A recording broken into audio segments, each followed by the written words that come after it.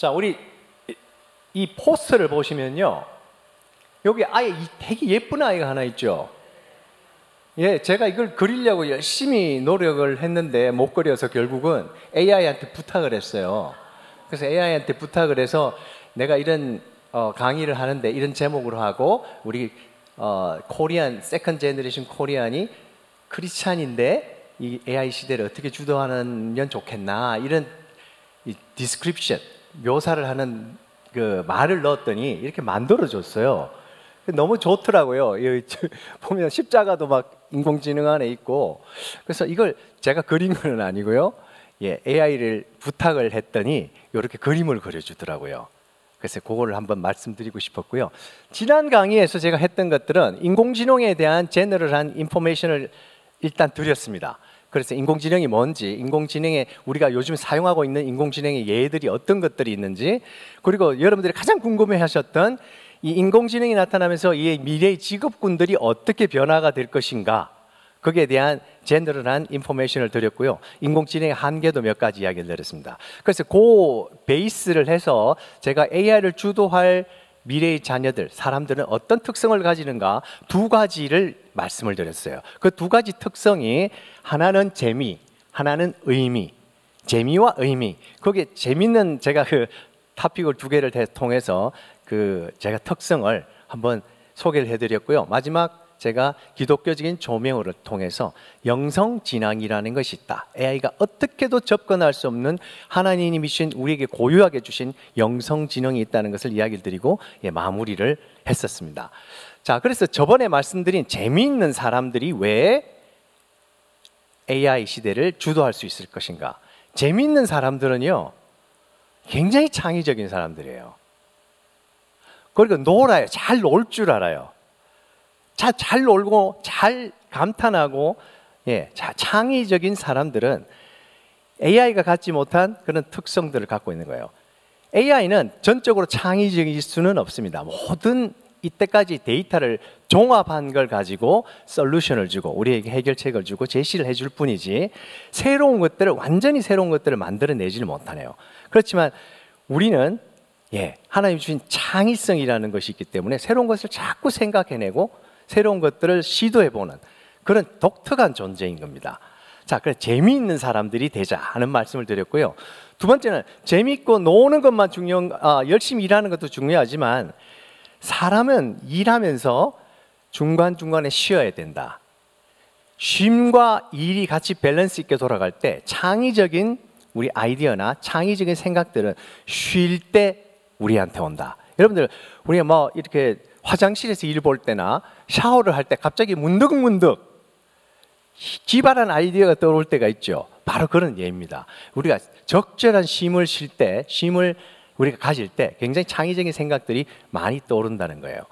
자, 그런데 영적으로 우리가 생각하면, 하나님 안에서 우리가 영적인 어떤 안식을 누릴 때, 쉴 때, 하나님과 나의 관계를 정립하고 주일날 예배를 드린다든지 위크엔드를 우리가 주님께 바치는 시간들을 가지고 주님 안에서 온전히 쉴 때, 영적으로 우리에게 주시는 그 안식과 의미, 거기서 오는 재충전과 하나님이 주시는 소명의식, 그런 재창조적인 일들이 일어난다는 그런 이야기들을 저번 강의 동안 제가 했습니다.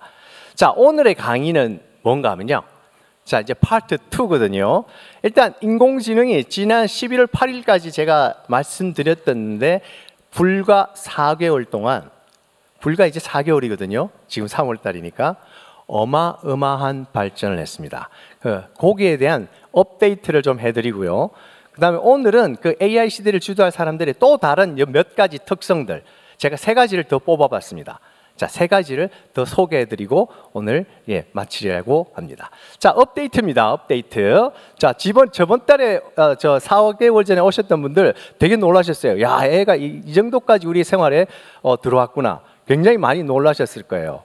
그런데 소개하기 전에 한번 이 영상을 보시면, 이걸 보면 우리가 아직도 어떤 분들은, 사실은 굉장히 많아요, 퍼센티지가 아이폰, 유튜브. 자, 이 그림이 되게 웃기고 옛날 아웃데이티드 돼 있는 그런 컨셉들을 전해주죠. 아직도 이런 마인드로 우리가 살고 있는 분들이 생각보다 많아요. 팬데믹이 우리가 덮쳤을 때요, 저희가 학교에서 다 온라인 수업이나 비대면으로 이제 다 바꿨잖아요. 그러면서 테크놀로지를 사용하지 못하는 교수들이 갑자기 엄청난 충격을 받았습니다. 야, 지금부터 온라인 수업해. 난 온라인 수업 한 번도 해본 적이 없는데 어떻게 하는지 모르는데 그걸 내가 어떻게 할 줄 알아. 그런데 할 수밖에 없는 상황이 벌어지고 있는 거예요. 그러니까 어떤 현상이 일어났냐면 죽기 살기로 다시 그 기술을 캐치업하는 사람들이 있었고, 그러니까 원래부터 잘하는 사람들은 별 걱정 안 하고 했고요. 그 다음에 죽었다 깨어나도 난 이건 이제 못해. 내 세대는 끝났어. 그래서 50대, 보통 65세 이상 이렇게 리타이어 하시잖아요. 한 50 몇 살 되신 분들, 이런 분들이 한 10년, 20년 이제 테크놀로지를 안 배우고 있다가 이제는 어쩔 수 없는 막다른 골목에 이러니까 얼리 리타이어먼을 하시는 거예요. 많이 떠나셨습니다. 생각보다 많이 떠나고. 저희 디파트먼트에도 2명이나 떠나셨어요. 그래서 집 팔고 저쪽에 이제 아리조나, 텍사스 이런 데로 이사 가셨죠. 자, 그런 현상이 일어나는 겁니다. 우리가 AI를 우리가 신봉할 필요도 없고 AI를 신격화시킬 수도 필요도 없고, 그렇지만 이 시대를 우리가 읽지 못한다면, 시대를 하나도 따라가지 못하면 우리가 도태되는 인간이 돼요. 사회에서도 도태되는 인간이 되고 이 영적인 세계에서도 우리가 주도를 해갈 수 없는 그런 상황으로 이끌어지죠. 이 상태에 머물러 있다면 우리는 다시 한번 우리 자세를 한번 점검해 봐야 될 겁니다. 자, 어떻게까지 변하고 있느냐. 자, 챗GPT라는 걸 우리가 저번에 방송 이 강의 때 이야기를 드렸는데요. 그게 2022년 11월 달에 나왔습니다. 난리가 났었죠. 그죠? 생성형 인공지능이 나오니까 우리가 대화를 통해서 내가 묻는 것마다 다 대답을 해주네. 놀라운 변화가 생겼습니다. 다른 빅테크 기업들이 이제 저마다 뛰어들었습니다. 자, 아까 말씀드린 챗GPT는 오픈 AI라는 회사예요. 오픈 AI. 자, 뭐 기억은 안 하셔도 되지만, 자, 그다음에 뭐 애플도 있죠, 구글도 있죠, 뭐 마이크로소프트도 있죠, 메타도 있죠. 굉장히 큰 빅테크 기업들이 많잖아요, 미국에. 그 기업들이 다 저마다 AI 산업에 다 뛰어듭니다. 조그마한 정소기업들도 수많은 기업들이 지금 다 AI 산업에 뛰어들었습니다. 모든 돈은 그쪽으로 다 쏠리고 있습니다. 모든 직업도 그쪽으로 다 쏠리고 있습니다. 그렇죠?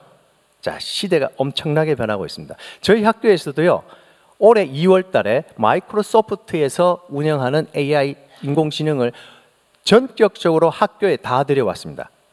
그게 마이크로소프트의 코파일럿이라는 인공지능입니다. 자, 이거는 마이크로소프트 여러분들 회사 이제 아시지만 우리가 거의 다 뭐 우리 파워포인트, 워드 프로, MS 워드, 뭐 퍼블리셔, 엑셀 다 마이크로소프트에서 하잖아요, 그죠? 이 회사가 이 인공지능을 만들어서 몇천 명 이상 되는, 2,000명 이상 되는 단위의 회사들하고 네트워크를 맺어서 팔기 시작합니다. 학교도 똑같습니다. 학교도 뭐 1명, 2명한테 파는 것이 아니고 학교 전체에 뿌려버립니다. 저희 학교 캠퍼스에 학생만 4만 명입니다. 롱비치에. 거기다가 교수들이가 스텝들 하면요, 거의 4만 5천 명 이상 되죠, 그죠? 거기에 다 이 인공지능을 쓸 수 있도록 뿌려버렸습니다. 한 사람당 20불짜리를 해주셨습니다. 30불짜리도 있습니다. 네, 20불짜리는 그냥 어느 정도 쓸 수 있는 괜찮은 프로그램이에요. 그걸 학생들, 모든 교수들, 스태프들 다 뿌려버렸어요. 그러니까 학생들이 이 코파일럿이라는 인공지능을 이제 쓰기 시작하는 거예요. 그러면 어떤 일이 벌어지냐 하면요, 제가 교수로서 시험 문제를 낼 때 에세이 같은 문제를 내잖아요. 그러면 학생들이 생각을 안 합니다. AI한테 가서 물어봅니다. 그러면 정말 훌륭한 답안지를 갖고 들어옵니다. 굉장히 훌륭한 모범 답안지가 와요. 자, 그러면 얘들이 이거를 표절을 한 거예요? 안 한 거예요? 정식으로 어디서 발간된 적은 없는 이야기들입니다. AI하고 상담해서 AI가 가르쳐준 대답인데 표절인가요? 아닌가요? 뭐 표절이라 할 수도 없고 아닌 것도 아니고 그렇죠. 그렇죠? 자, 그런 딜레마들이 막 이제 생기기 시작합니다. 저도 매일매일 이제 이걸 쓰기 시작합니다. 거의 요즘 친구처럼 얘하고 대화를 하고 있어요. 제가 모르는 걸 계속 대화로 물어보기 시작해요. 자, 이렇게 코파일럿이라는 것도 들어왔습니다. 이런 종류가 수도 없이 지금 들어왔습니다. 그게 불과 언젠가 하면요, 올해 2월 달에 이 학교 시스템에 이 AI가 들어왔어요. 이 AI 가지고 제가 이 만든 거예요. 포스터도, 그죠? 포스터도 만들었고요. 저 옆에 있는 이 디스크립션, 글자로 제가 써놓은 것이 이렇게 만들어 달라 하는 주문입니다. 그걸 프롬프트라고 이야기해요. 프롬프트. 그러니까 어떤 디스크립션을 넣느냐에 따라서 어떤 결과물이 나오는지 달라지죠. 자, 다른 것도 막 보내줬어요. 사실은 제가 하나 고른 겁니다. 제가 그렇게 이야기를 하면 얘가 옵션을 여러 가지 줘요. 이것도 너무 예쁘죠. 여기는 칠드런이 여러 명 나와 있고 각자 열심히 AI 시대에 생활하는 게 딱 보여요. 그죠? 너무 좋아요. 이걸 하려고 그랬는데 십자가가 없어요. 크리스찬이라는 게 없어요. 그래서 제가 안 썼어요. 자, 오른쪽에는요, 이 AI가 어떤 이블 스피릿에 의해서 우리 인류를 위협하는 그런 상황에서 우리가 어떻게 대처할 것인가 했더니 이런 그림 그려줬어요. 제가 그린 거 아닙니다. 그렇지만 이 세상에 존재하지 않는 그림입니다. 처음 만들어진 그림이죠. 예. 자, 제가 그래서 스토리 라인을 한번 쭉 줘봤어요. 그래서 이 일련적인 어떤 그림들을 한번 만들어줘 했더니 이렇게 쭉쭉쭉쭉 연쇄적으로 만들어졌는데 이 그림 보시면 여러분들 어떤 내용인지 벌써 알겠죠? 학교 가서 왕따 당하고 야단 맞고 두드리 맞고 그러다가 권투를 배우고 마샬아트를 해서 열심히 해서 나중에는 그 걔들을 물리치고 그랬더니 막 이 깽단에 와서 데려와서 깽단에 들어갔고 근데 교회 와서 회개하고 좋은 아이가 되었더라 이런 내용인 거예요. 이걸 그냥 만들어주는 거예요. 제가 이걸 어떻게 그리겠습니까? 그죠? 그냥 만들어줘요. 몇 초 안 걸려요. 한 10초? 예, 10초 만에 만들어주는 겁니다. 자, 지난번에 제가 앨런 머스크의 뉴럴 링크에 대해서 잠깐 이야기한 적이 있습니다. 그래서 이게 사람의 뇌와 컴퓨터를 연결해서 컴퓨터가 사람의 생각을 읽고 사람이 생각하는 대로 사람의 신체를 움직일 수 있는 그런 실험을 했다는 겁니다. 그게 임상 실험을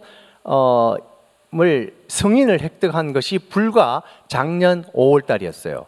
그래서 그 말은 사람한테 이제 실험해도 된다는 거였죠. 그동안 원숭이 가지고 계속 실험했습니다. 그래서 원숭이 1,500마리가 죽었다는 이야기가 있어요.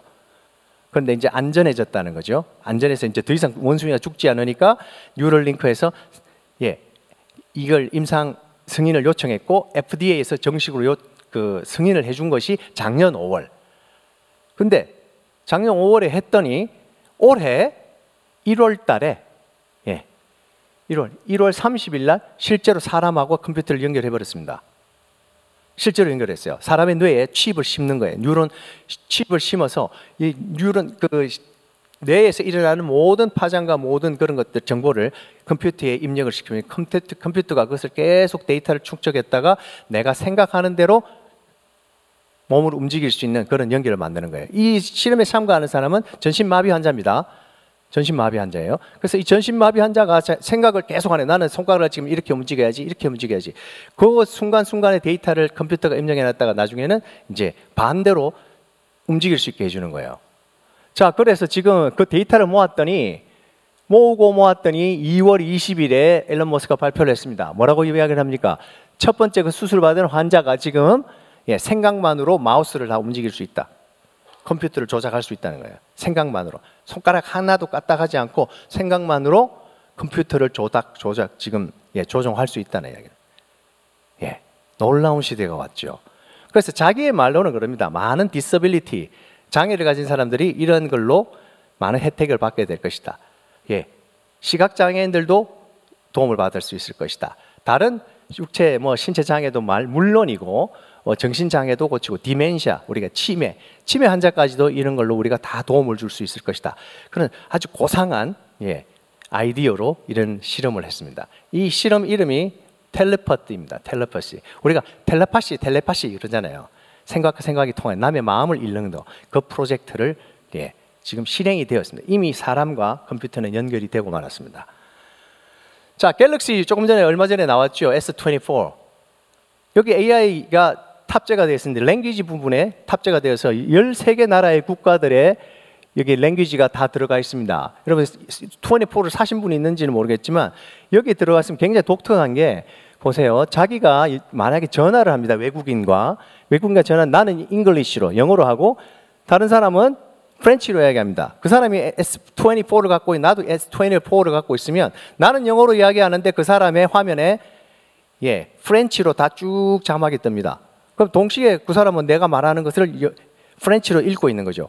나는 어떻습니까? 반대죠. 그 사람이 프렌치로 이야기하고 있는데 내 전화기에는 영어로 계속 자막이 뜨는 겁니다. 그러면 그 동시로 계속 이야기할 수 있겠어요. 자, S24를 갖고 있는 사람들이 있으면 세계 13개 국가, 이 국가에는 아무하고도 통화할 때 전혀 지장 없이 이야기를 주고받을 수 있다는 겁니다. 굉장히 큰 이점이 있죠. 예. 갤럭시가 요즘 대단합니다. 예를 들어 이런 링도 만듭니다. 사람들이 요즘 뭐 이 스마트워치 같은 것도 귀찮다. 그러면 링으로 끼고 다녀라. 이 링 하나 끼고 다니면 스마트워치가 하는 기능들을 하게 되는 겁니다. 자, 이런 것도 나오고 있습니다. 자, 갤럭시에서 별것도 다 만들죠. 애플과 지금 삼성과 경쟁이 굉장히 치열하죠. 자, 2023년 올해는 엄청난 해가 됩니다. 이 분야에서 특히 스마트 글래시스. 이제 여러분들 길거리 지나가면 앞으로는요, 한 달, 두 달, 세 달 내에 계속해서 사람들 늘어날 겁니다. 이상한 안경 끼고 있는 사람들. 우리 캠퍼스에도 그런 끼고 이상하게 막 돌아다니는 사람들 있어요, 요즘에. 예. 작년에 제가 말씀드렸을 때 스위스에서 나온 그 스마트 글래시스가 거의 유일했습니다. 근데 지금은요, 종류를 셀 수 없을 만큼 많은 스마트 글래시스가 나온다. 스마트 안경들이. 자, 예를 들면 이런 건 특화된 거죠. 주로 내비게이션 역할을 하는, 이 안경을 끼고 있으면 어디든지 그냥 길을 찾아다니는 겁니다. 뭐 스마트폰 보면서 이렇게 돌아다니는 것이 아니고 여기 화면에 쫙 나오니까 그냥 끼고 다니면서 보면요 되는 거죠. 특화, 예를 들어 특화되는 그런 안경. 이건 랭귀지입니다. 이 안경은 주로 랭귀지를 해서 외국인과 이게 볼 때 외국인이 무슨 다른 말로 하면 영어로 다 들리게, 한국말로 다 세팅하는 거에 따라서 자기가 골라 듣고 싶은 언어로 다 들리게 하는 겁니다. 다 그냥 떠요. 다 떠요. 예. 어떤 문자들도 다 해석이 바로 돼서 떠버려요. 그러니까 외국에 여행을 가도 아무 불편할 게 없죠. 세팅만 하고 가면 음성도 다 읽을 수 있고 글자도 다 읽을 수 있으니까. 자, 뭐 게임 분야는 뭐 물론입니다. 게임 분야, 스마트 글래시스 끼고 들어가면 Virtual Reality, VR이라는 말 많이 들으셨죠. 완전히 가상 공간으로 들어갑니다. 전부 다 지어낸 허구의 세상, 사이버의 세상으로 들어가죠. 아니면 AR, Augmented Reality라고 증강현실이라는 말도 있어요. 증강현실이란 말은 완전 가상은 아니고요. 현실과 가상을 섞어 놓은 것이 증강현실, AR이라는 겁니다. 그러니까 VR, AR 이런 말 많이 나오죠. 이제 그런 세상으로 들어가는 입구가, 통로가 이런 스마트 글래시스가 되는 거죠. 자, 이런 거는 그냥 컴퓨터를 축소판으로 만들어 놓은 글래시스도 있어요. 그냥 컴퓨터 역할을 다 하고 있다고 보면 돼요. 자, 이런 경우는 의료용으로도 스마트 글래시스 요즘 많이 들어옵니다. 그래서 내가 이 내과에서 자기 주치의를 찾아갔는데 내가 스킨 프로블럼이 있다. 나는 피부과는 아닌데 피부과 의사하고 스마트 글래시스로 서로 연락을 해요. 그래서 내과 의사가 내 이 팔에 난 걸 이렇게 보여주는 거예요. 자기 안경에 달린 걸로. 그러면 저쪽에 있는 다른 지역에 살고 있는 피부과 의사가 그걸 같이 보고 있는 거예요. 그 스마트 글래시스로 다 보면서 그거는 건선이야. 그거는 저기 아토피야. 이렇게 이야기를 해주는 거예요. 어마어마하죠. 자, 이런 사람 이분은 누굴까요? 딱 보니까 경찰 같죠? 예, 중국의 공안입니다. 중국의 공안. 중국의 공안이 왜 이런 안경을 쓰고 있을까요? 스마트 글래시스. 안면 인식 기능을 가진 스마트 글래스입니다. 이건 벌써 10년도 넘었어요. 중국에는 사람들을 컨트롤하기 위해서, 자기 인민들을 컨트롤하기 위해서 이 스마트 글래스를 쓰고 지역마다 공안들이 돌아다니면서 사람의 안면 인식을 합니다. 사람을 딱 쳐다보면 그 사람의 프로파일이 싹 다 떠요. 전과 이범, 노상방뇨 딱딱 다 나오는 거예요. 네. 이거 보면 안 되는, 거기는 유튜브도 못 보죠. 유튜브 시청, 유튜브에 공산당 싫어요 한번 체크 다 나오는 거예요. 기가 막히죠. 예? 기가 막히는 안경입니다. 자, 이런 스마트 글래시스들이 본물 터지듯이 지금 올해 나옵니다. 가격도 안 비싸요. 싼 건 한 500불도 안 해요. 그러니까 돈이 어느 정도 있는 분들한테는 굉장히 어트랙티브한 옵션이죠. 자기 입맛에 골라서 필요한 안경을 사서 쓰고 다닐 수 있다는 거죠. 자, 올해 이게 또 이제 이것도 나온 지가 얼마 안 됐습니다. 비전 프로, 애플에서 나온 비전 프로. 젊은이들 지금 이거 사고 싶어서 환장을 합니다. 얼마냐? 기본이 3,500불부터 시작하거든요. 그래서 뭐 이거 붙이고 저거 붙이면 한 5,000불 해요. 거의 중고차 가격인데, 자, 이건 헤드세트입니다. 헤드세트, 애플 비전 프로. 지금 나온 지가 얼마 되지도 않았죠. 자, 이걸 끼고 들어가면요, 2월 달에 나왔으니까 얼마 안 됐죠. 이 헤드셋을 끼고 딱 쳐다보면요, 컴퓨터에서 보는 그런 기초화면처럼 앱들이 쫙딱딱딱딱딱 눈앞에 뜹니다. 이 허공에. 허공에 이렇게 떠요. 이렇게 공중에. 자, 그럼 이걸 어떻게 컨트롤을 할 것이냐? 이걸 보면서 불러요. 일단 Hi Siri 불러. 인공지능 이름이죠. Siri 부르면 Siri가 딱 이제 대기를 하고 나타납니다. 그러면 거기 있는 앱들을 여러분들이 허공에 보이는 걸 이렇게 손으로 터치를 하셔도 돼요. 아니면 눈으로 딱 쳐다봐요. 눈으로 딱 그걸 쳐다보면서 Open this 이거 열어. 이렇게 말로 하면 쫙 그 앱이 열립니다. 마술 같지 않습니까? 마술. 옛날에 공상과학 영화에서 우리가 생각했던 그런 것들이 현실에 지금 다 일어나고 있는 거예요. 그러니까 이 비전 프로라는 프로그램은 우리의 텍타일, 손으로 촉각을 다 감지하고요. 우리 센서가 다 있고요. 우리 눈이 어디로 가는지 눈을 다 감지합니다. 우리 음성도 다 인식합니다. 엄청 똑똑하죠. 그래서 시키는 대로 하죠. 그래서 여러분은요, 열어버리면 창을 여러 개 열 수 있어요. 이 공간에, 여러분 앞에 있는 이 공간에 이 창도 열어놓고, 이 윈도우도 이것도 열어놓고, 이것도 메시지도 열어놓고, 전화기도 열어놓고, 인터넷도 열어놓고, 다 열어놓고 저렇게 보는 거예요. 크다하게. 사이즈도 다 조절할 수 있고, 그죠? 뭐, 페이스타임. 우리가 영상톡 같은 것도 이제 사람들이 여러 명 불러놓고, 크다하게 이렇게 화면으로 불러놓고, 자기 옆에 있는 것 같잖아요. 그죠? 그래서 같이 대화도 하고 토의도 하고 가족 회의도 하고 뭐 비즈니스 회의도 하고 다 할 수 있는 거죠. 이런 사람은 하루 종일 여기 앉아서 영화만 보고 있을 겁니다. 아마 못 나올 거예요. 이 세상에서. 큰 스크린을 자기 앞에 만들어 놓고, 야, 이거는 플랫 TV로 만들어, 아니면 커브드로 만들어, 이렇게 좀 굽게 만들어, 사이즈는 얼마나 만들어. 여기 들어가 있으면요 못 나오겠죠. 야, 여기 또 스테레오 오디오 세트도 너무 잘 돼 있어서 그냥 이 속에 들어가 사는 거죠. 자, 그런 시대가 왔습니다. 얼마 전에 또 오픈 AI에서 지금 아직 제너럴 퍼블릭에게, 우리 대중에게는 소개는 안 했어요. 근데 데몬스트레이션 말고 아직 팔고 있지는 않은데, 여기는 아까 제가 말씀한 프롬프트가 뭔가 하면 묘사해서 쓰는 거죠. 우리가 주문을 해서 뭘 해줘 이렇게 쓰는 것이 프롬프트라고 하는데, 그 프롬프트를 주면 그 프롬프트에 맞는 비디오를 자동으로 AI가 만들어서 1분 동안 딱 재생을 해줍니다. 1분 동안 만들어줘요. 자, 그거 한번 그 영상을 인풋 1번으로 놓으시고 8번, 9번을 슬라이드를 누르시면요, 그거 한번 나올 겁니다. 자, 이게 AI가 만든 작품인데 우리가 말로 쓴 거에 대해서 그대로 만들어냅니다. 자, 거북이가 뭘 먹고 있는 걸 만들어줘. 이렇게. 이거 다 가짜입니다. 진짜 실제가 아닙니다. 그럼 1분짜리로 만들어줘요. 자, 안경 원숭이에 뭐 이렇게 만들어줘. 체스를 두고 있는 원숭이를 그려줘. 공원에서 놀고 있어. 말만 하면 다 만들어줘요. 자, 마법사가 이렇게 뭘 하는 거, 이런 거 저 1분짜리 만들어줘. 다 실제 인물들이 아닙니다. 자, 반은 공룡이고 반은 뭐 오리같이 생긴 거, 뭐 너구리같이 생긴 게 이제 타고 다니고 놀고 있는 거 한번 만들어줘. 1분짜리 또 만들어줍니다. 조금 다르게 한번 만들어 봐줘. 또 약간 다르게 만들어주죠.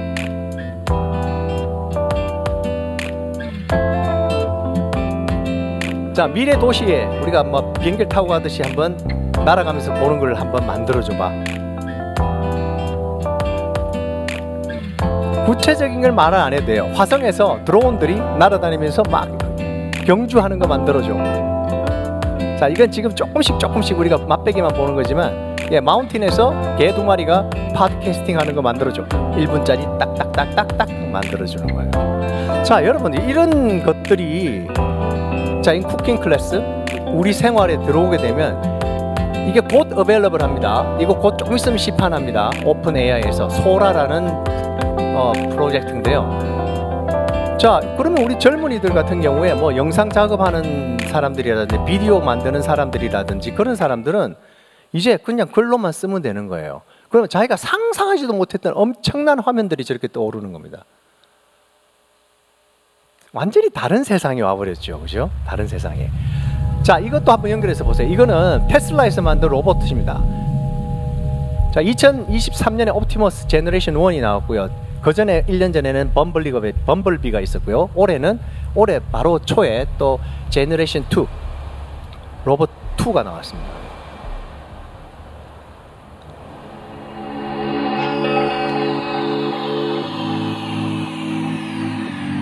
아주 생김새도 이제 상당히 세련되기 시작했고요.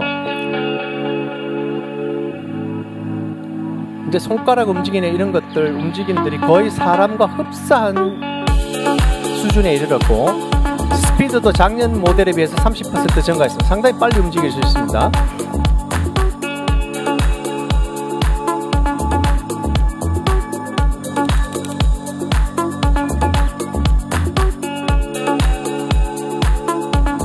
자, 이런 밸런스 잡고 이런 거는 상당히 어려운 기술인데 이제 그런 것도 문제없이 합니다. 저는 사람이 할 수 있는 스쿼트 자세 같은 것들을 넘어지지 않고 옆에서 발로 차도 넘어지지 않습니다. 저는 손가락 하나하나가 텍타일을 센싱하는 기술은 굉장히 뛰어난 기술인데요. 저 계란 같은 걸 절대 깨뜨리지 않고 살짝 집어서 어디에 놓아라 어디 놓아라 입력을 하면 다 저렇게 알아서 합니다.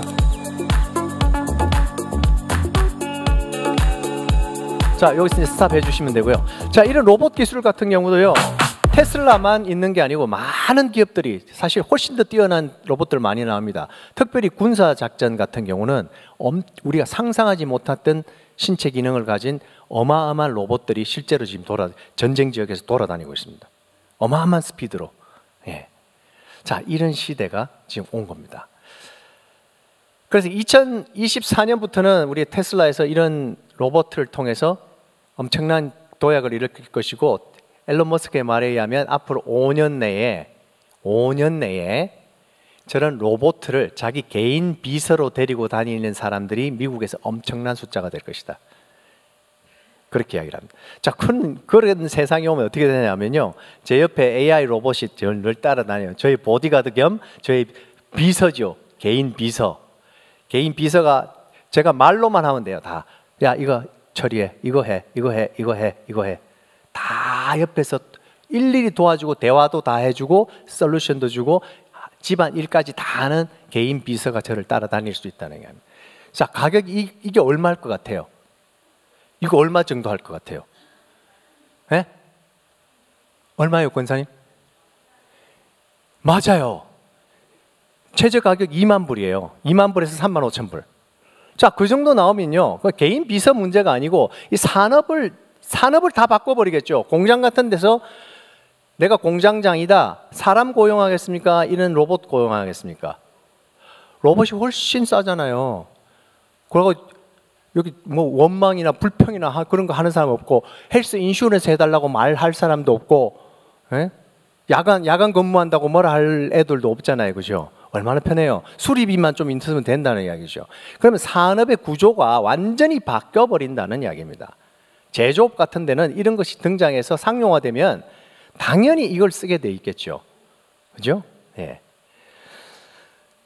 자, 뭐 테슬라에서는 다른 더 좋은 이야기를 합니다. 뭐 이제 장애를 가지신 분, 이런 분들의 컴패니언이 되고 이분들의 모든 일들을 다 도와주고, 그런 일들을, 좋은 이야기들, 프로미싱한 이야기들도 많이 나누고 있죠. 자, 그렇지만 또 뭐 이상한 일들도 많습니다. AI 로봇하고 결혼한 사람도 있고요. 테슬라도 사실은요, 곧 이런 모델을 출시할 예정입니다. 자기하고 실제로 결혼 생활을 할 수 있는 스파우스 AI 로봇들을 만들겠답니다. 그 말은 예를 들면 성생활까지 다 할 수 있는 로봇입니다. 그리고 감정을 같이 읽어주고 공감해주는 로봇을 만들겠다는 거죠. 그게 몇 년 안에 나올지는 모르겠지만 사실 그런 비슷한 종류들은 일본이나 차이나에서 벌써 10년도 전에부터 만들기 시작했죠. 네. 자, 이제 파트 2의 파트 1은 끝났습니다. 자, 업데이트. 자, 지난 4개월 동안 이렇게 많은 변화가 있었어요. 그래서 이 성장이요, 옛날에는 우리가 이런 비스듬한 곡선 성장을 이야기했습니다. 이렇게 간다고. 지금 그렇지 않습니다. exponential이라는 말이 있죠. 기하급수적이라는 말. 성장의 속도가 이렇게 가는 겁니다. 그러니까 4개월 만에 일어난, 제가 지금 4개월에 업데이트를 해줬는데 4개월 전에 이야기한 걸 지금 어디 가서 이야기하면 저는 완전히 구닥다리 되는 거예요. 무슨 이야기하고 있냐? 그거 옛날 이야기를 하고 있냐? 지금 이렇게 됐는데 4개월 동안의 성장 속도가 이 정도라면 앞으로의 성장 속도 우리가 가늠을 할 수 없습니다. 그래서 기업이나 미래학자들이 지금 다 이야기하는 것은 앞으로 우리는 미래를 예측할 수 없다. 최대 5년 정도 예측을 하면 한 75% 정도 맞출 거다. 그렇지만 그 이후에 이 세계에서 일어날 일들은 아무도 예측을 못한다. 이렇게 이야기합니다. 겸손해지기 시작했어요. 너무나 빠른 속도로 가기 때문에.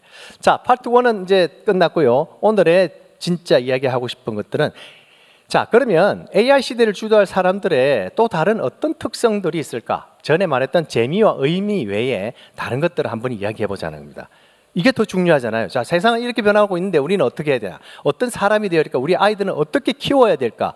거기에 대한 이야기들을 지금부터 합니다. 잠시 다시 전에 이야기했던 다중지능 이론 다 설명은 드리지 않지만 사람이 기본적으로 8가지 지능이 따로 있는데 아직 우리가 AI한테 절대로 빼앗기지 않는 한 부분은 바로 이 부분입니다. 예, 인간 친화 능력, 자기 성찰 기능. 그게 뭔가 하면 AI는 자기에 대한 존재 awareness, 인식이 없잖아요. 그죠? 그렇지만 사람은 영적인 동물이고 하나님 주신 이 마인드와 소울이 있기 때문에 아, 내가 누구라는 걸 알아요. 나의 마음이 어떻게 변하고 있는 걸 알아요. 내 감정을 알아요. 그러니까 내가 이런 감정이 들었을 때 내가 어떻게 컨트롤하면 되는 걸 알아요. 자기 자신을 안다는 거예요. 거기다가 남에 대한 인식도 있어요. 그래서 우리 오늘 집사님 너무 열심히 오늘 찬양 인도하시는데 어떤 마음이 들까? 이런 공감 능력이 있는 거예요. 사람은. 남을 이해할 수 있어요. 그 다음에 남과 같이 생활하는 방법을 알아요. 아, 이럴 때는 이렇게 매너 있게 행동해야지, 이런 인사를 해야지, 어떻게 해야지. 그런 사람을 관리하고 같이 사람과 더불어 살아가는 능력이 있는 거예요. AI는 그렇지 않잖아요. 그죠? AI가 가지고 있지 않은 곧 독특한 영역을 우리가 공략하는 거예요. 그것만이 우리가 아주 효과적으로 이 AI 시대를 이길 수 있는 방법인 겁니다. 자, 그래서 지난번에 말씀드렸던 몇 가지 인공지능의 한계는 자, 엄청난 양의 데이터를 필요한다. 그래서 아까 우리 전도사님께서 그때 이야기하신 것 중에 개를 인식할 때 몇백 장 이상을 넣어야 겨우 알아본다. 몇백 장 넣어도 오류는 계속 생겨요. 사실 이 실험들을요 1985년부터는 실험을 했습니다. 그 당시에는 개의 사진을 한 100장 넣었어요. 그랬더니 맨날 틀려요. 개하고 고양이를 몰라요. 개하고 비버를 몰라요. 그래서 지금은요 이 빅데이터 시대가 되기 때문에 100장의 사진을 넣으니까 10만 장씩 넣어버립니다. 예를 들면 개 사진, 개의 디프런 사진, 이런 개, 이런 개, 이런 개, 이런 개, 이런 각도, 저런 각도, 이런 색깔, 저런 색깔 한 10만 장의 개 사진을 넣어버리면 이제는 개를 틀리지 않아요. 그런 시대가 왔기 때문에 엄청난 데이터를 넣어버릴 수 있는 지금 장비와 인력과 시간이 다 있는 거예요. 그래서 이거에 대한 그 인공지능의 한계가 계속 이제 한계가 아니고 극복되는 그런 상태에 있습니다. 자, 정보의 정확성이 보장되지 못한다는 건 뭔가 하면요. 우리 챗 GPT 같은 거는 검색용이 아닙니다. 검색용. 예를 들어서 야, 오늘 뭐 저기 주가가 어떻게 돼? 이런 거 물어보면요. 챗 GPT는 잘 모릅니다. 다 틀리게 나옵니다. 왜냐하면 한 3개월 이 데이터를 한 3개월이나 6개월마다 한 번씩 업데이트를 하거든요. 매일매일 업데이트하는 게 아니에요. 주기적으로 해줘요. 그래서 한 3개월 전에 업데이트를 했으면 이번 달, 지난달 거는 그게 데이터에 없는 거예요. 그래서 오늘 무슨 일이 일어났냐고 물으면 GPT가 거의 틀려버려요. 그러니까 이 정보의 정확성이 별로 정확하지가 않습니다. 오히려 여러분들 그런 걸 알고 싶으면 그냥 구글 서치하는 게 훨씬 빠르고 정확해요. 내용이 달라요. 그죠? 자, 3번 신경 회로 자체 만들지 못한다. 창의성이 없다는 이야기입니다. 자, 4번째 신체 정서, 영혼이 없다. 하나님이 주신 우리 고유의 우리의 영역이죠. 신체 부분은 지금 조금씩 이제 또 침범이 됩니다. 아까 로봇 보셨죠? 그런 식으로 침범을 하고 있습니다. 자, 그러면 오늘 말씀드릴 인공지능의 한계입니다. 인공지능 오늘 말씀드릴 거는 이 3가지인데요. 인공지능은요, 인풋을 기다리고 있습니다. 인풋을 기다린다는 말은 뭔가 하면 우리 명령을 기다려요. 우리 질문을 기다려요. 우리가 무슨 말을 할 때까지 자기가 먼저 말하지 않아요. 자, 옆에 있는 여기 대화창 있죠? 제가 캡처를 해왔는데 이거 저번에 안 오신 분 참고로 말씀드리면 우리 카톡에도 인공지능 있어요. Ask Up이라고. 우리가 일명 아수겁이라고 불러요. 아수겁. 한국 사람들은 아수겁이라고 부르는데 아수겁한테 아수겁 친구 찾기 들어가시면 아수겁 있어요. 그래서 그 친구를 설정하면 카톡에서 여러분들 인공지능하고 늘 이야기하실 수 있어요. 그게 걔가 이 아수겁이에요. 카톡에서 인공지능하고 그냥 쓸 수 있어요. 쓰세요. 예, 무료니까. 예, 늘 새로운 대화를 시작합니다 하고 정보 주세요. 기다리고 있는 거예요. 그냥 기다리고 있어요. 지가 뭘 하지 않아요. 우리가 말할 때까지, 우리가 부탁할 때까지, 우리가 질문할 때까지 기다려요. 그게 엄청난 한계입니다. 항상 기다려요. 그 다음 우리가 계속 말하고 있는 것처럼 인간관계와 관리 능력 없습니다. 그건 인간이 할 수 있습니다. 그 다음 3번 내적, 사회적, 영적 동기. 어떤 동기부여가 되고 그런 존재가 아니잖아요. 그죠? 그리고 어떤 정말 많은 좋은 아이디어를 우리한테 주긴 하지만 지가 직접 실행하는 일은 없어요. 아무리 그런 많은 정보들 우리한테 줘도 그걸 실행하는 존재는 우린 거예요. 인간이에요. 인간이 하는 거예요. 액션은 누가 하느냐? 인간이 하는 거예요. 자, 이 인공지능의 한계 오늘 3가지를 하면서 이 인공지능의 3가지의 약점을 알면 사람은 어때야 되는지 자동으로 나오는 겁니다. 그죠? 그럼 우리는 인풋을 줄 수 있는 인간이 되어야 된다. 질문할 수 있는 인간이 되어야 된다. 그게 주도할 수 있는 인간의 하나의 특성이 됩니다. 질문할 수 있는 인간이 되자. 두 번째는 인간관계와 인간관리 능력을 가진 사람이 되자. 두 번째죠. 자, 세 번째는 소명의식과 실행력을 가진 사람이 되자. 특히 우리 크리스찬들의 이게 너무너무 중요합니다. 하나님께서 우리가 받은 하나님이 주신 동기부여와 하나님 주신 소명, 그거를 실제로 실행할 수 있는 능력, 크리스찬만이 가진 엄청난 인간만이 가진 능력이죠. 자, 이 3가지에 대해서 오늘 이야기를 하고 오늘 마치려고 하는데요. 자, 그래서 이 3가지입니다. 기억하세요. 인풋형 인간, 대인관계, 소명의식. 자, 인풋형 인간이라는 거 질문을 잘하는 인간입니다. 여러분들 질문을 잘하는 사람과 질문을 못하는 사람들 차이 들어보면 금방 나오죠. 아, 이 사람이 질문을 잘하느냐 못하느냐를 보면 이분이 얼마나 많은 것을 알고 있는 사람이냐, 얼마나 유식한 사람이냐, 얼마나 풍부한 어떤 지적 능력을 가지는 금방 알아요. 네. 자, 인풋형 인간, 다른 말로 하면 질문할 수 있는 인간, 명령할 수 있는 인간. 그래서 늘 기다립니다. 자, 우리 옛날 알라딘의 마술 램프 보면요, 지니가 와서 무엇을 도와드릴까요? 무엇을 해드릴까요? What can I do for you? 맨날 묻잖아요.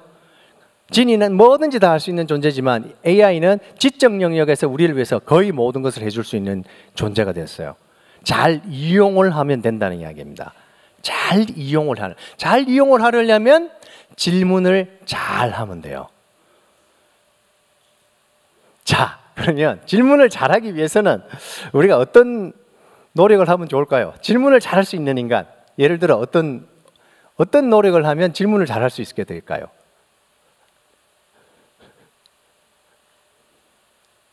질문을 잘하는 사람, 어떤 특성이 있을까요? 아는 게 많아야죠. 예. 권사님이 딱 봐도 아는 게 많아 보여요. 예. 아는 게 많으면 질문할 거 많아져요. 그죠? 예. 자, 그런데 요런 지금 아는 거, 경험이나 지식 외에도 첫째는 질문을 많이 하는 사람, 일단 호기심이 많은 사람이에요. 뭐 궁금한 게 많아, 궁금한 게. 자꾸 궁금해야 돼요. 자, 우리나라 교육은요, 궁금해야 하면 되게 싫어요. 그죠? 네. 아이들이 와서, 학생들이 와서 자꾸 질문하면, 아, 진짜 지혜비 닮아가지고 별 생각 다 하고 앉았네. 맨날 그런 식으로 하고 정답만 강요하는 우리가 교육을 받았잖아요. 그죠? 미국 교육은 좀 다르고. 자, 호기심이 많아야 되는 사람, 그 다음에 경험과 지식이 많아야 되고, 그 가지고 있는 지식 바탕으로 해서 종합적인 사고를 할 수 있는 사람, 그걸 맥락적인 해석을 할 수 있는 사람이라고 합니다. 거기다가 AI는 자기 철학이나 자기 신념이나 자기 주장이 전혀 없어요. 그냥 데이터를 종합해서 주는 것 뿐이에요. 그럼 새로운 게 나오지 않죠. 특히 크리스찬적인 어떤 우리가 뭘 질문을 하면요, 굉장히 유추를 한 대답만 해줘요. 중립적인. 제가 그런 실험을 여기서 계속 해보거든요. 뭐 그 동성 결혼 어떻게 생각하느냐, 뭐 이렇게 호모섹슈얼 액티비티 어떻게 생각. 그러면요, 프로즈 앤 콘스, 장점과 단점, 뭐 찬성과 반대 쭉 나열 쫙 해줘요. 아주 중립적으로 이야기해주고, 그렇지만 지금 추세는 거의 다 허락하는 추세고 인권을 위해서 우리가 그런 것을 다시 재고해야 된다. 이러고 끝내요. 늘 똑같은 이야기예요. 자, 우리가 그런 철학을 가지고 우리가 신앙을 가지고 있지 않으면 우리의 비블리컬한 스탠다드가 없으면 AI가 주는 정보를 갖고 우리가 우리 크리스찬다운 생활을 할 수가 절대로 없는 생활의 시간이 된 거예요. 우리만의 신념과 철학과 주장과 신앙이 있어야만 한다는 얘기입니다. 자, 인풋형 인간, 인풋형 인간. 다른 말로 아주 쉽게 말하면요, 이 질문을 계속 하는 거예요. What if, what if, what if. 만약에. 자, 이거 굉장히 중요한 질문입니다. 그리고 why? 왜 그렇지? Why not? 왜 그게 안 될까? 다 질문, 계속해서 질문을 던지는 인간인 거예요. 자, 이때까지 나온 모든 이 인류의 인벤션들, 발명품들을 잘 생각해 보세요. 어디서 나왔을까요? 다 우리 호기심에서 나옵니다. 이거 한번 만들어 볼까? 이거 참 편리할 것 같은데, 이거 되게 좋을 것 같은데, 중간에 있는 레깅스 같은 거 누가 만들었는지 난 진짜 모르겠는데요. 얼마나 많이 팔아먹었어요 도대체? 그렇죠?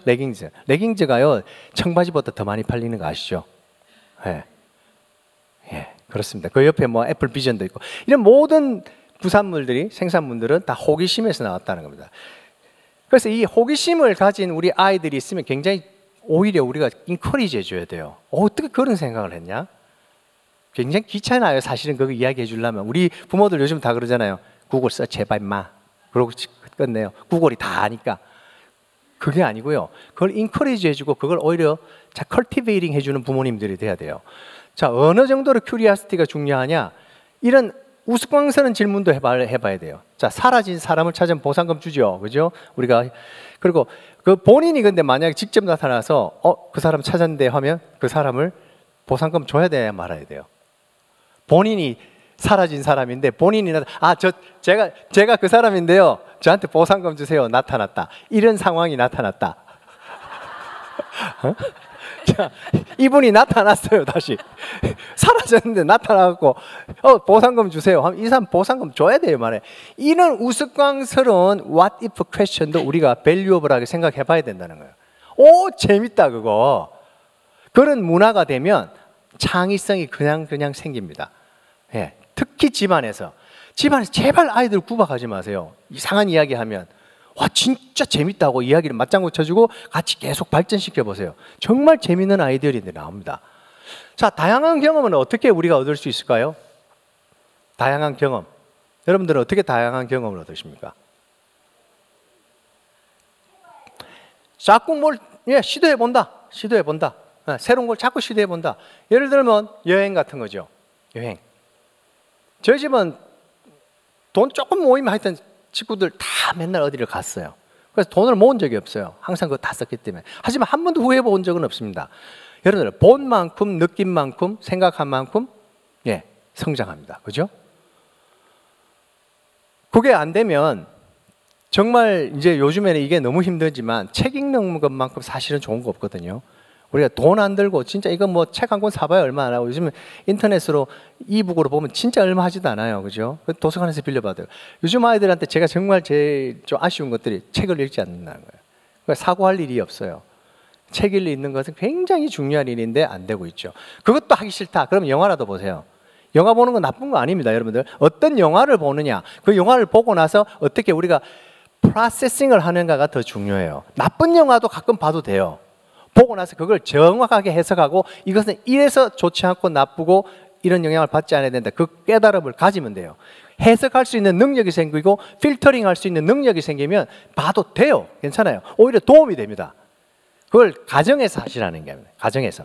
좋은 영화도 한 번씩 같이 보시고 나쁜 영화도 보시고 그거에 대해서 토론해 보세요. 아이들이 생각이 생깁니다. 그것도 하기 싫으면 AI 갖고 같이 이야기해 보세요. 그것도 괜찮아요. 좋게 활용을 하면 되는 거죠. 자, 그래서 폭넓은 지식이라는 거는요, 여러분들 두뇌의 이 부분을, 여러 부분을 다 사용해야 이 폭넓은 지식과 해석력이 생깁니다. 저는 고등학교 때 원래 인문과였어요. 제가 언어를 너무 좋아해서 다 언어를 뭐 일어, 뭐 한문 이런 거 하면 막 전교에서 제일 잘했어요. 그래서 나는 문과다. 근데 나중에 생각이 바뀌었어. 그래서 우리나라 산이 이렇게 많은데 이 산을 이용해서 잘 뭔가를 하면 좋겠다. 그래서 제가 이과로 바뀌었어요. 고2 때. 그래서 이과 공부를 막 이제 또 시작을 한 거예요. 그래서 수학과 뭐 과학과 뭐 자연 이런 공부를 했죠. 대학은 이제 또 그래서 제가 이과로 바꾸고 산에 대한 미련이 있어서 산림자원학과를 갔어요.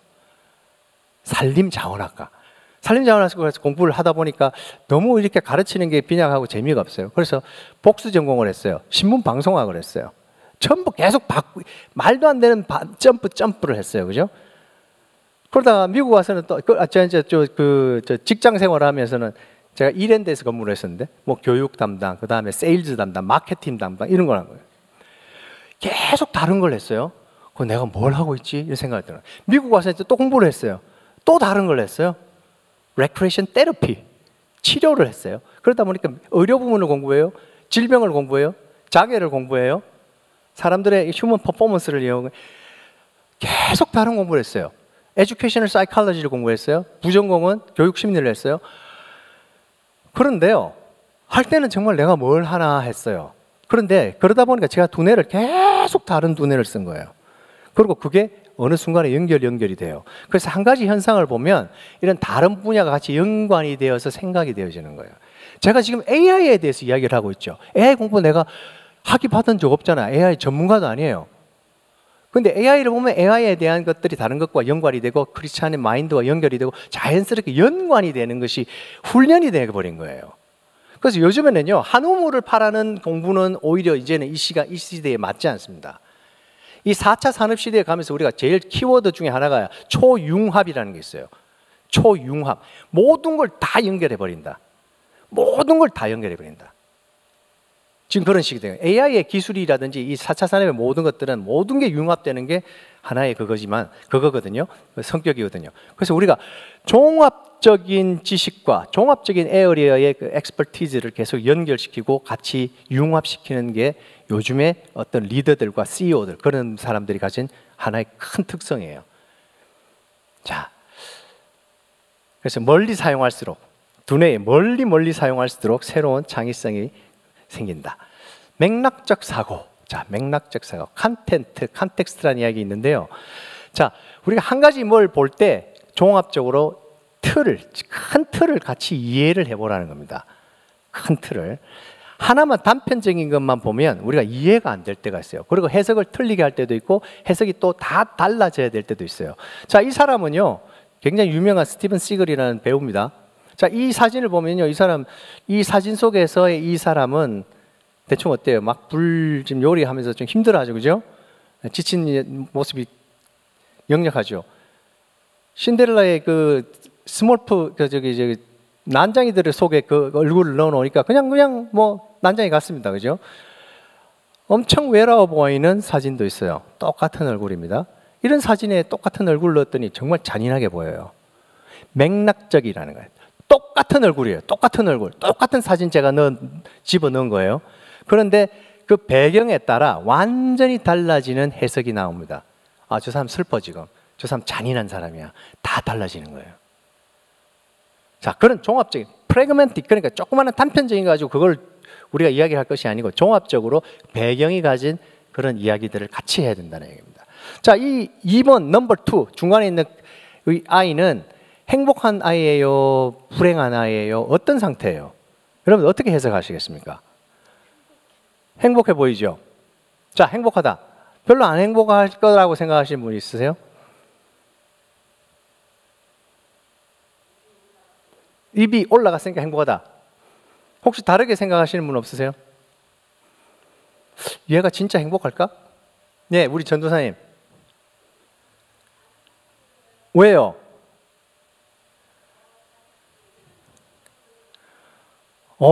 좀 그냥 별로 안 행복한데 행복한 것 같이 보인다. 근데 왜 그런 생각을 했을까요? 아마 뒤에 있는 아이들 얼굴을 보셔서 그런 거 아닌가요? 뒤에 아 있는 친구들은 다 어때요? 다 화나고 기분 나쁘고 전부 그래요. 그러니까 우리가 이 전체적인 맥락을 인간 관계 속의 그룹의 소셜 어떤 백그라운드를 볼 때 쟤 안 행복할 걸 우리가 생각하는 거예요. 그러면 여기서 정답은 뭘까요? 두 개 다 맞아요. 두 개 다 맞아요. 쟤는 진짜 행복할 수도 있고 이 사회적인 맥락 속에서 볼 때는 안 행복할 수도 있어요. 둘 다 맞는 거예요. 두 개를 다 볼 수 있는 눈을 가지라는 거죠. 자, 이걸 제가 수업 시간에 우리 학생들한테 물으면요, 미국 애들의 80% 이상은 자, 두 개를 어떻게 묶을까요? 원숭이와? 그거는 우리나라 사람들이 다 그렇게 해요. 다 우리나라 사람들은 원숭이와 바나나 먹는 것만 생각해요. 우리가 뭘 먹지? 오늘 짜장면 먹을까? 짬뽕 먹을까? 항상 먹는 걸 생각하기 때문에 바나나를 이야기하세요. 우리 학교 가서 학생들한테 물어보면요, 사이언스 시간에 배웠어. 그걸 질문이라고 하냐? 그래요. 포유류잖아. 동물이잖아. 팬다하고 원숭이를 이어야지. 그렇게 이야기해요. 그럼 누가 맞는 거예요? 둘 다 맞아요. 네. 맥락 속에서 이해를 할 수 있어요. 그런 능력은 아직 AI가 별로 가지고 있지 않습니다. AI가 우리가 무슨 농담을 하면 잘 못 알아들어요. 네. 무슨 말인지 못 알아들어요. 우리는 그런 능력을 갖고 있어요. 맥락 속에서 이해할 수 있는. 네. 자, 그래서 우리 인풋형 인간이 되라는 거, 예, 한번 기억을 딱 해주시죠. 두 번째는 대인관계 관리 능력입니다. 대인관계와 관리 능력.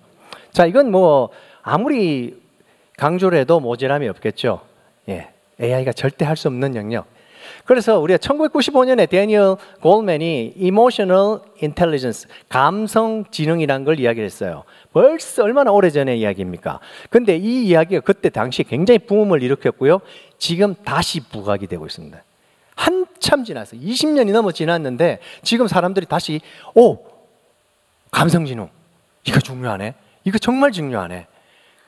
리더십에서도요, 감성의 리더십이라는 게 다시 부각됩니다. 야, 감성의 리더십이 무슨 소리야 도대체. 리더십 포지션에 있는 사람이, 어떤 사람들이 요즘 연구자들이 그런 감성의 리더십에 대해서 상당히 많은 연구를 내놨더라고요. 그래서 막 항상 이 어떤 태스크를 주고 효율성만 요구하는 리더들과 보스가 와서 직원들을 늘 챙겨줘요. 너 오늘 어떤 상태가 어떠냐? 너 오늘 기분이 어떠냐? 너 가족들은 어떻게 지내느냐?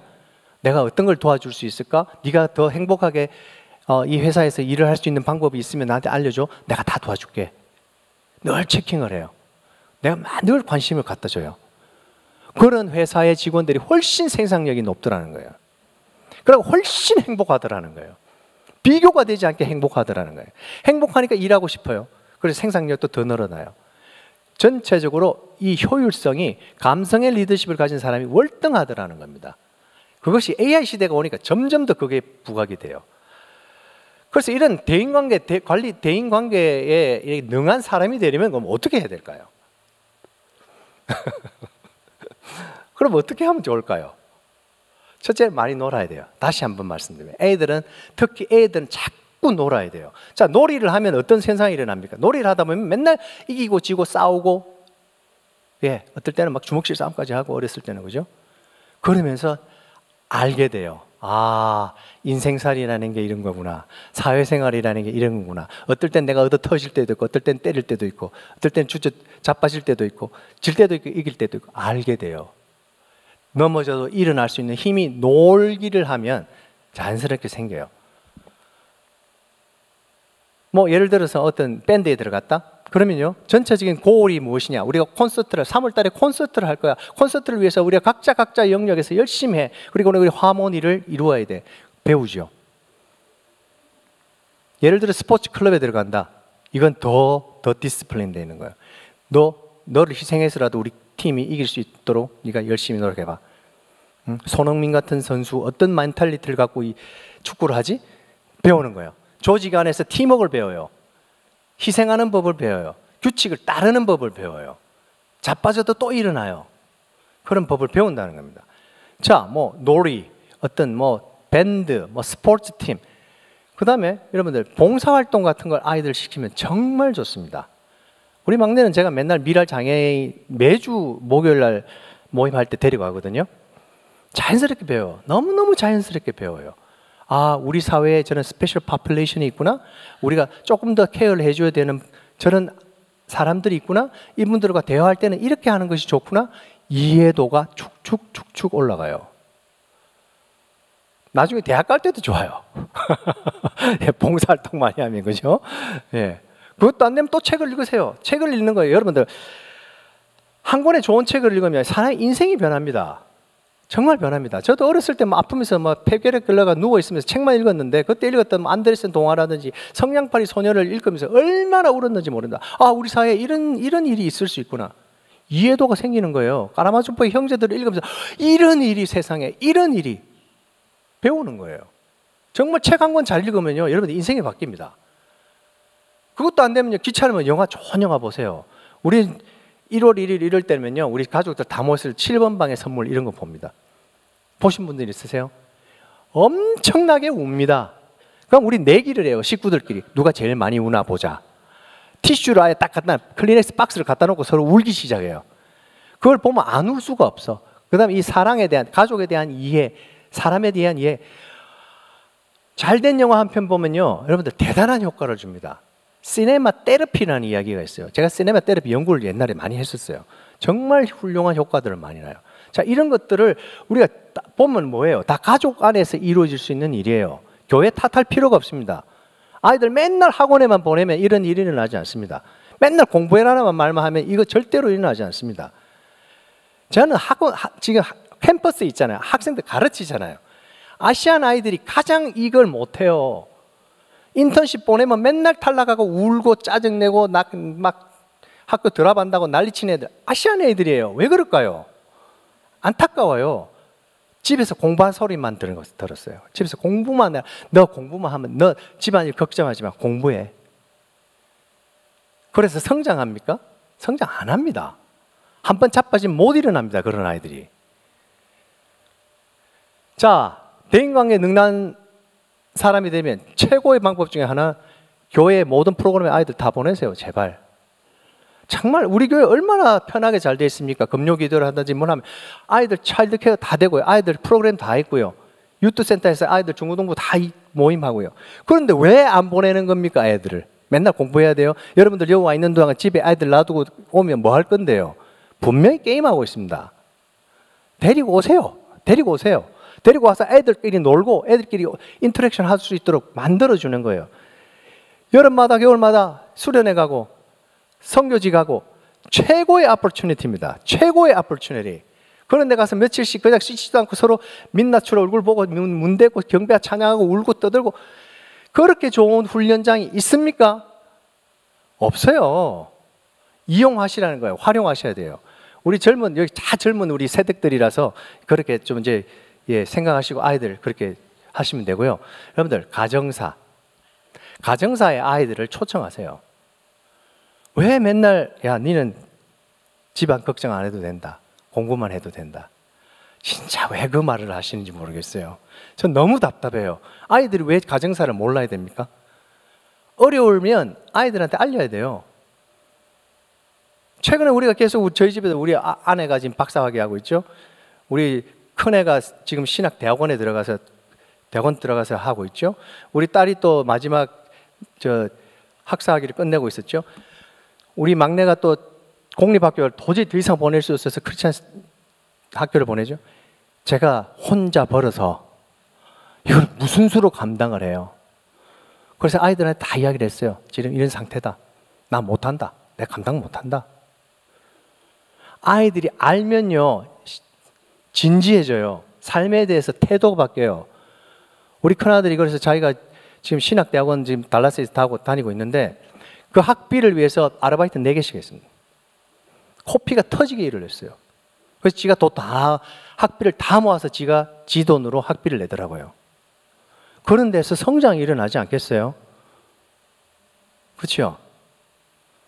그리고 이번에는 뭐 온 데서 다 찾아봐가 장학금 다 받았더라고요. 학비 다 해결하더라고요. 알려야 돼요. 인바이트 해야 돼요. 우리 막내입니다. 우리 막내가 지금 뭐 하고 있냐면요, 저번 주 월요일에 저희 사돈 어른이 돌아가셨어요. 저희 둘째 딸이 결혼을 일찍 했거든요. 저분이 사돈이에요. 사돈 어른인데 암으로 투병하다가 돌아가셨어요. 우리 아이가 학교를 빼고 갔어요. 제가 너 학교 갈래? 오늘 가지 말래? 너 할아버지 곧 돌아가실 거야. 학교 안 간대요. 그럼 나하고 같이 가자. 병원도 찾아가요. 집에도 찾아가요. 그러면 지가 할 수 있는 걸로 할아버지와 인터랙션 해요. 지가 할 수 있는 거는 기타를 쳐주는 거래요. 그래서 기타를 배운 것 같대요. 내가 기타를 이렇게 혼자서 유튜브 보고 독학한 이유가, 그래서 지금 잘 치는 이유가 이럴 때 쓰이기 위한 것 같대요. 그래서 열심히 할아버지를 위로하면서 자기가 연주를 해줘요. 병원에 갔어요. 시편 23편을 같이 영어로 읽어줬어요. 그날의 큐티에 대해서 이야기를 나눠줬어요. 잘 하지도 못하는 영어로 제가 기도를 해드렸어요. It is well 찬양을 해드렸어요. 할아버지가 갑자기 눈을 감으시면서 세상에도 없는 평안한 얼굴을 하면서 잠이 드셔요. 그걸 아이가 보는 겁니다. 그걸 아이가 보는 거예요. 우리가 크리스찬으로 어떤 삶을 살고 어떤 인터랙션을 할 때 어떤 효과가 나오는지를 우리 아이가 눈으로 보는 거예요. 내가 이렇게 해드렸더니, 내가 찬양을 드렸더니 우리 할아버지가 이렇게 평안한 모습으로, 천국에 계시는 모습으로 이렇게 변하시는구나. 위트니싱 하는 거예요. 집안에 찾아가서 저렇게 기타를 쳐드렸어요. 너무 좋아하시는 거예요. 돌아가시기 며칠 전이에요. 그리고 유언을 남기셨어요. 저 기타는 그 할아버지가 45년 정도 가지고 계셨던 옛날 야마하 기타인데 한 번도 쳐본 적이 없고 집안에 구석에 있던 건데 우리 아이가 그걸로 연주를 해줬어요. 그래서 나가 죽으면 장례 예배를 할 때 네이튼이 와서 뮤직을 플레이할 수 있도록 해달라. 나는 그 뮤직을 죽어서도 나는 인조이 할 거다. 그리고 내 기타로 해달라. 그 기타를 주셨어요. 죽기 전에. 죽기 전에 저 기타를 우리 아이가 받았습니다. 그 기타를 막 수리해서 장례식에 가서 연주를 했어요. 그게 토요일에 있었어요. 지난주 토요일. 며칠 안 됐죠? 무엇을 배울까요? 어떤 걸 배울까요? 이런 가족 일의 인터랙션을 깊이 하면서 얼마나 큰 걸 배울 수 있을까요? 그 가족이 우리 가족을 너무 좋아해요. 그래서 우리가 아무 말도 안 했는데 저보고는 찬양 인도해달래요. 그리고 달라스에 있는 아들이 또 급하게 그 사돈 어른이 돌아가신다니까 또 왔어요. 그 우리 아들한테 또 메시지를 준비를 해달라고 그랬어요. 그래서 사돈 돌아가신 날 온 가족이 가서 그날 서빙을 다 한 거예요. 그 가족들이 많이 울었죠. 예. 자, 이런 가족사에 여러분들 아이들을 초청하셔야 돼요. 아이들의 생각과 영혼이 진지해집니다. 실제로 경험을 하게 되는 거예요. 그러면서 사람을 배우게 되는 거죠. 예. 자, 용어가 비슷한 것들이 많이 있습니다. 대인관계 관리에 능한 사람이 되기 위해서는 우리가 그런 말이 있죠. 동정, 공감, 연민 이런 말들이 있어요. 그동안 우리가 다 공감에만 이야기를 했습니다. 공감이 얼마나 중요하냐. 지난 10년 동안 사람들이 전부 공감만 이야기했어요. 자, 공감은 뭔가 하면 2번 사람인 겁니다. 2번 사람은 물에 빠진 사람 옆에 가서 물에 같이 들어가 있는 거예요. 그래서 똑같은 감정을 느껴주는 거예요. 저 위에 있는 사람은 1번은요. 너 물에 빠졌어? 되게 춥겠다, 힘들겠다. 동정해 주는 거예요. 3번은요. 물에 같이 들어가 있다가 그 사람을 빼서 밖으로 데리고 나가는 사람이에요. 3번은 뭐냐면 compassion. 3번이 연민입니다. 자, 이 세 가지가 이렇게 달라요. 사실은요, 저는 연민이 훨씬 더 중요하다고 생각해요. 왜냐하면 액션, 우리 행동을 수반하기 때문에요. 공감은 같이 느끼는 것에서 끝나요. 연민은 거기서 나가서 액션을 취합니다. 헬핑합니다. 자, 여러분들 며칠 전에 저는 매일 성경으로 큐티를 하고 있는데요. 마가복음 7장 나왔었습니다. 그걸 보면 제가 얼마나 울었는지 몰라요. 거기에 예수님의 연민이 나오기 때문입니다. 예수님은요, 우리 사람들을 고치실 때, 우리에게 다가오실 때 연민을 갖고 돌아오셨어요. 물론 엠퍼티, 공감하시죠. 당연히 공감하시는데 그것이 끝나는 것이 아니고 그 울음을 통하여서 액션을 통해서 우리를 치료하시는 일들이 너무나도 성경에 많이 나옵니다. 4,000명을 먹이신 일, 5,000명을 먹이신 일 다 주님의 공감에서 나오셨어요. 공감에서 나와서 액션을 실제로 취하셨어요. 그때 기적이 일어납니다. 수많은 사람들이 먹을 수 있는 기적이 일어납니다. 연민에서. 이 사건은 뭔가요? 이 사건은 귀가 먹고 말이 어눌한 자를 사람들이 데리고 왔을 때 예수님이 하신 겁니다. 첫 번째는 엄청난 깊은 탄식을 하셨어요. 공감을 하신 거예요. 그 아픔이 다 이 수십 년간의 말도 못하고 듣지도 못하고 이 말을 못하는 사람의 공감을 하신 거죠. 두 번째는 연민을 실제로 액션을 나타내 주십니다. 치료를 시작하시는데 어떻게 하셨을까요? 나을지어다 말로 이렇게 했을까요? 아니에요.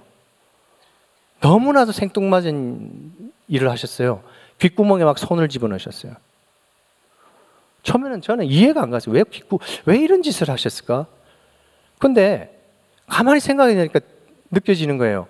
예수님이 나을지어다 아무리 소리를 지르면 뭐 하시겠어요? 그분이 알아듣겠어요? 귀 먹은 사람인데. 내가 너를 케어한다. 내가 너를 사랑한다. 너를 고쳐주겠다는 것을 귓구멍에 손을 탁 집어넣으시면서 표현을 하신 겁니다. 그리고 침 뱉어가지고 손을 혀에다 대시잖아요. 커스터마이즈 된 사랑인 거예요. 커스터마이즈. 그 사람이 느낄 수 있는, 그 사람은 듣지를 못하니까 귓구멍에 손을 넣어주시고요. 말을 못하니까 침을 뱉어서 혀에다 손을 대주시잖아요. 커스터마이즈 된 사랑을 통해서 연민이라고, 그 뒤에 일어난 것이 기적입니다. 듣게 되죠? 말하게 되죠. 연민은요, 기적을 낳습니다.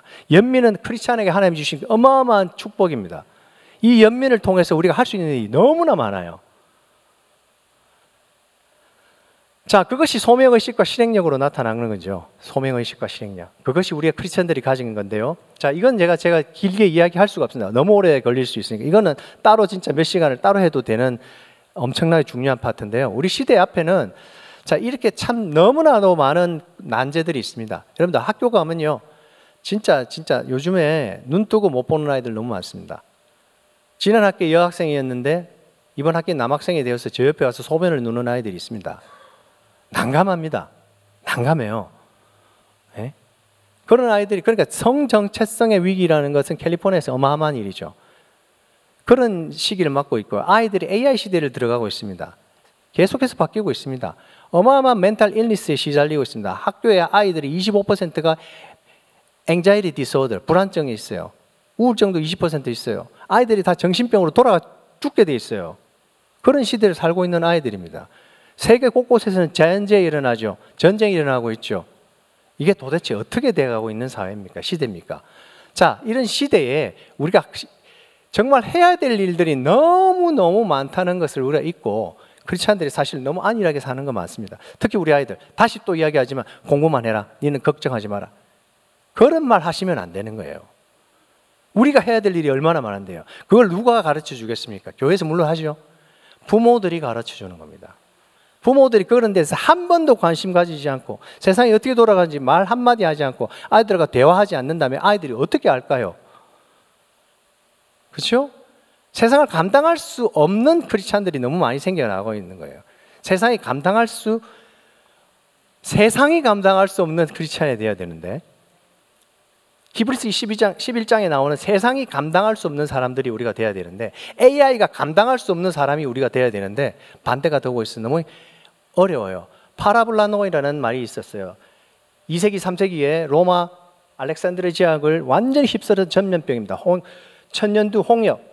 어마어마한 사람들이 죽었어요. 로마 시민들의 반이 죽고 알렉산드리아 지방의 3분의 1이 죽고 그 정도로 죽었을 때 그때 나이팅게일처럼 나타나서 온 도시를 다니면서 치료하고 봉사하고 그리고 자기도 전염돼서 죽었던 사람들이 다 크리스찬들입니다. 그래서 받은 별명이 파라볼라노예요. 사람들이 붙여준 크리스찬들의 이름입니다. 그게 무슨 뜻인가 하면 위험을 무릅쓰는 사람들. 어마어마한 칭찬인 거예요. 저 사람들은 우리가 감당할 수 있는 사람들이 아니다. 정말 특별한 사람들이다. 어마어마한 사람들이라는 별명을 준 거예요. 그래서 그 이후 로마에 국교화까지 일어나지 않습니까? 크리스찬들이 인정을 받았기 때문에. 그래서 우리가 그런 대화들이 우리 교회에서도 일어나지만 각자 집안에서 일어나야 돼요. 그 제일 좋은 방법 중에 하나가 우리가 대화 그냥 안 일어나잖아요. 그죠? 그래서 각자 집안에서 우리가 어른들이 아이들과 자연스러운 대화와 예배를 하는 방법들을 개발하면 좋아요. 팬데믹 때 우리가 연습 많이 했잖아요. 앉아봐라! 이렇게 하는 게 아니고 자연스럽게 아이들과 이야기하고 너는 어떻게 느꼈니? 오늘 말씀은 어떻게 느꼈니? 그냥 나누는 거죠. 쉐어링. 그러면서 세상이 돌아가는 이야기도 하고 경제에 대한 이야기도 폴리티컬 사이언스, 폴리티컬에 대한 이야기도 하고 또 우리 전쟁에 대한 이야기도 하고 고아들에 대한 이야기도 장애인들에 대한 이야기도 하고 가정에서 그런 일들이 일어난다면 아이들이 내가 각자의 위치에서 할 수 있는 일들을 생각하기 시작합니다. 자, 이제 마치겠습니다. 자, 이분 소개를 해드리고 제가 마치는데요. 이분은 우리나라 최초의 대안학교를 세우신 분입니다. 1997년 우리나라 그 이전에는 문교부 인가받은 학교 외에는 아무 학교를 세울 수 없었어요. 근데 아이들이 너무너무 고통을 많이 받았죠. 체벌도 하고 맨날 학교 가면 얻어 터지고 싸우고 그 뭐 인간 취급도 못 받고 아이들이 그렇게 살았어요. 그래서 이분의 아들이 장남이 나는 그런 학교를 이제 더 이상 지지할 수도 없고 내가 직접 그런 학교를 만들면 좋겠다. 그래서 산타바바라에 와서 여기서 철학 박사까지 하고 한국의 교수로 갔다가 교수직을 때려치우고 이분과 함께 학교를 세웁니다. 그것이 우리나라의 최초의 학교거든요. 대안학교거든요. 그 이후로 우리나라에 수백 개 이상, 수백 개가 뭡니까? 기독교 학교만 200개가 생겼으니까 대안학교들이 본물처럼 터져나왔죠. 대안학교의 시작이 이분의 부터 시작했는데 이분은 교육자가 아니었어요. 38년 동안 은행과 신용금고, 로컬 조그마한 그 은행에서 근무를 하신 분이에요. 근데 이분의 평생의 소원은 뭔가 하면 나는 교수나 목사가 되었으면 참 좋았을 텐데 그걸 평생 이야기하고 사셨어요. 자기가 가진 탤런트가 그건 거예요. 자기가 가졌던 소망이 그거였던 거예요. 소명이. 그런데 집안을 살려야 되고 집안을 다 꾸리고 살려야 되니까 그 당시 그 좋았던 직장이라는 은행에 들어가 38년 동안 돈을 세고 계셨던 거예요. 그렇지만 마음은 항상 교육에 대한 이야기, 그 다음에 자기가 가르치는 재능에 대한. 그러니까 이분이 교회 가시면 유년주일학교 부장을 수십 년을 하시면서 매주 가서 설교를 하시는 분이에요. 너무 좋아해서 너무 잘하시고.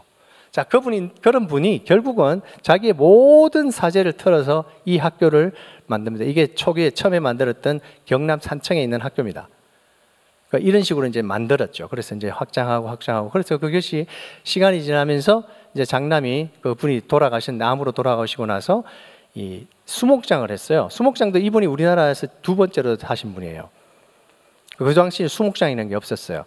내가 죽음이 되면 이때까지 받은 은혜, 하나님께 받은 은혜들이 얼마나 많은데 내가 무슨 또 땅을 한 평 사가지고 거기 내 몸을 묻겠느냐. 내가 만든 학교에 느티나무의 밑에다가 한 그루의 나무에 거름이 되면 좋겠다. 들어가신 거예요. 그 장남이 지금 이제 그 나무 밑에다가. 근데 온 유해가 뭔가 하면 2년 동안 메디컬 스쿨에 있다가 온 겁니다. 메디컬 스쿨에 시신을 기증을 하는 거예요. 그 당시에 그 대구에 사신 분인데 대구에 1년 내내 이렇게 기다려도 시신을 기증하는 경우는 한 건 내지 두 건이 있습니다. 대구가 특히 보수적이기 때문에 죽은 사람 절대로 몸 한 번 더 건드리지 말라는 게 있어요. 그걸 하면 자손들이 벌을 받는 막 그런 미신까지 있고. 그 경북대학교에 자신의 시신을 기증하고 2년 뒤에 찾아서 저렇게 자기 세운 학교 밑에 너티나무 밑에 지금 묵고 있는 겁니다. 자, 그래서 생겨난 학교들이 산청 간디학교, 제천 간디학교, 금산 간디학교, 필리핀 간디학교 이런 학교들이 많이 생겼습니다. 자, 그래서 이분인데요. 이분의 장남이 그래서 평생 같은 교육계에 있었습니다. 두 번째 아들이 교육자고 그 간디학교에 또 교장도 하고 평생 30년 동안 빈민 목회를 한 사람입니다. 그분의 딸이 또 교사입니다. 그 음악교사에서 오래 은퇴를 했어요. 그래서 이분 밑에서 졸업한 학생만 해도 한 15만 명 되죠. 그 막내가 또 있는데 이 사람입니다. 제 젊었을 때 사진이죠. 제가 막내입니다. 저도 대학에서 교육을 하고 아이들을 배출해냈죠. 그래서 우리 형제들이 배출해내는 분들이 한 거의 20만 명 될 것 같아요. 지금까지. 자, 저 아버지의 교육과 삶과 그분의 평생 은행원으로 살았지만 결국은 하나님께서 선을 이루셔서 그 일들이 자녀들이 선생님이 되고 자녀들이 목사가 되고 해서 그분의 꿈이 결국은 죽어서도 계속해서 이루어지는 것이 보이더라고요. 어쩌면 이런 것들은 하나의 레거시가 될 수 있습니다. 저는 우리 아이들한테 이야기들을 꼭 해줍니다. 며칠 전에도 우리 아이들이 달라스에 왔을 때 네 할아버지 이야기 내가 또 해줄게. 또 자세하게 다 이야기를 했습니다. 그런 가족 이야기들을 하며 소명이 불타는 가슴이 뜨거워진대요. 가슴이 너무 뜨겁대요. 우리 장남 굉장히 센티멘탈한테 잘 울어요. 막 울면서 그 이야기를 듣습니다. 자, 크리스찬의 삶이요. AI 시대에 무섭기는 합니다. 어떻게 변할지 모르죠. 하지만 우리가 크리스찬들에게 주신 이런 소명과 우리에게 주신 동기부여와 믿음과 그다음 가정에서 일어나는 일을 통해서 우리 아이들이 시대적인 소명을 받을 수 있고 그것을 액션으로 나타낼 수 있는 연민들을 개발한다면, 영성이 개발된다면 우리 AI 시대에도 별로 걱정할 거 없습니다. 우리는 분명히 AI 시대를 주도할 수 있는 인간들이 되고 각자의 위치에서 하나님 주신 소명들을 잘 감당할 수 있는 각자의 인생들을 살아갈 수 있을 겁니다. 자, 오늘 또 제가 하다 보니 말이 많아져서 길게 했습니다만 여러분들에게 조금이라도 도움이 됐으면 좋겠고요. 오늘 마지막 이 말씀 한번 여러분들 보시고 기억하셨으면 좋겠습니다. 이사갈 자손 중에서 시세를 알고 이스라엘이 마땅히 행할 것을 아는 우두머리 200명이니 그들은 그 모든 형제를 통솔하는 자이며. 사울이 죽고 나서 누가 왕위를 계승해야 될까 할 때 다윗을 지지하는 자들과 사울의 아들 이스보셋을 지지하는 파들이 있었습니다. 그때 전부 완전히 케이아릭한 상태에서 이사갈의 시세를 아는 자들이 중간 관리자 200명 보스들을 데리고 다윗에게 찾아와서 당신이 이 나라의 왕이 되어야 됩니다 하면서 결정타를 날려버립니다. 그 이후로 완전히 다 시세가 바뀌죠. 그리고 다윗의 왕조가 건국이 됩니다. 시세를 아는, 시대를 분별하는 우리 아이들을 길러내야 돼요. AI 시대에 우리가 나가야 될 그런 길이라고 생각이 됩니다. 지금까지 잘 경청해 주셔서 너무 감사합니다. 고맙습니다.